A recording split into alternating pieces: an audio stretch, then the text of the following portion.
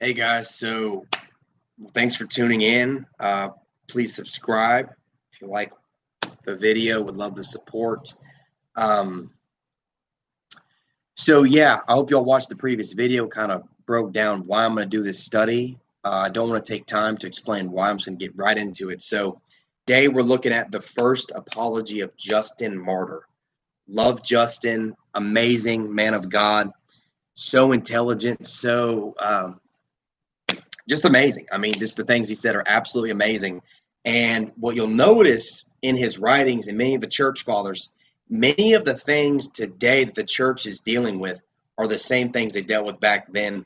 And a lot of it was false accusation. And I'm going to dive into that right now. So, in this first apology, we read here that Emperor Titus, alias Adrianus, Antonius Pius, Augustus Caesar, it's a long name, and to his son Vericimus the philosopher, and to Lucius the philosopher, the natural son of Caesar, and the adopted son of Pius, a lover of learning, and to the sacred senate with the whole people of the Romans one, I, Justin, the son of Priscus and grandson of Bacchus, natives of Flavia, Naples, Palestine, present this address in petition in behalf of all nations who are unjustly hated and wantonly abused, myself being one of them.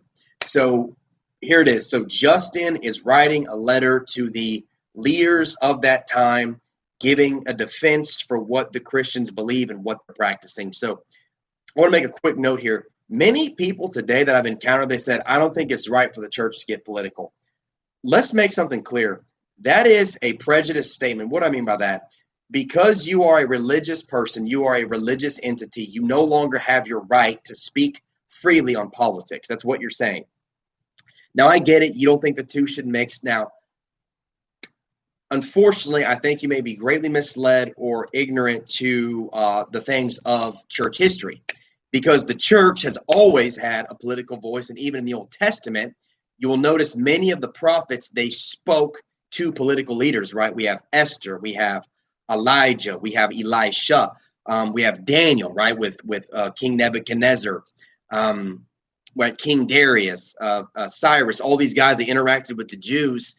Paul, he interacted with Governor Felix. Jesus, right? He talked with Pontius Pilate. I mean, there's just, the church is always going to have conflict with the political sphere, because why? The political sphere dominates, right? As a dominant power in any society. So for the church to say, okay, we can have no voice in that, what they're doing is they're actually cutting off what God wants to speak to that arena, because those are still people that God wants to reach, they want to touch, and he either wants them to be saved or they already are saved. So God clearly has a word for them. So whenever we say, oh, we can't get ourselves involved with that, we cut ourselves short. Now, that being said, are there certain things that to me are non-negotiables? Absolutely, 100%. Are there other things in the political sphere that I'm willing to say, you know what, I don't agree, but I perfectly respect your response? Absolutely, 100%.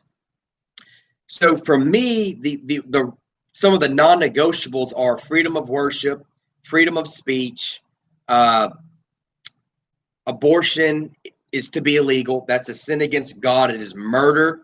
It is the sin, the only sin where you actually destroy the image of God, right? It is the only sin to where God's God gives a promise. I'm sorry, all sin in a way destroys the God's working in you, but in the sense that you actually destroy completely God's handiwork here on earth.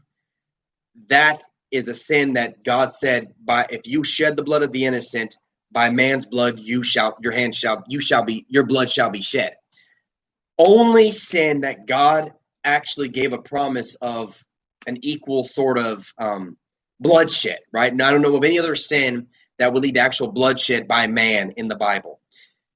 So the other one is, under no circumstances can the church accept homosexual marriage, nor do I believe that the political sphere can in any way. Now, if homosexuals want to live together and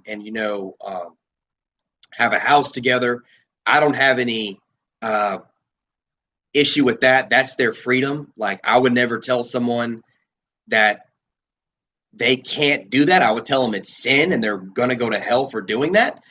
Nonetheless, if that's their freedom, right? The same way I don't want them telling me that I don't have a right to say those things and that I'm a bigot for saying those things. No, it's not that I hate you. It's just this is the supernatural faith that I believe. And if you don't believe it, if you don't think if you really don't see it as foolish, then really you should not be offended by what I'm saying, because that's a whole nother topic. But nonetheless, I just wanted to make that quick point before I dived into this. So in chapter 2, Justin Martyr said some things that really jumped off the page to me. I just read chapter 1, that was the address. And he says this: reason directs those who are truly pious and philosophical to honor and love what is true. Actually, guys, I tell you what, I'm already at the 5-minute mark. I think what I just said is worthy of a video in and of itself. So I'm going to cut it right here, and then I'm going to pick up on the next video, because I don't want these videos to go more than really 5 minutes. We're already at 6, so I'm going to cut it for that sake, because I did go off on a tangent there, but I think that needed to be said.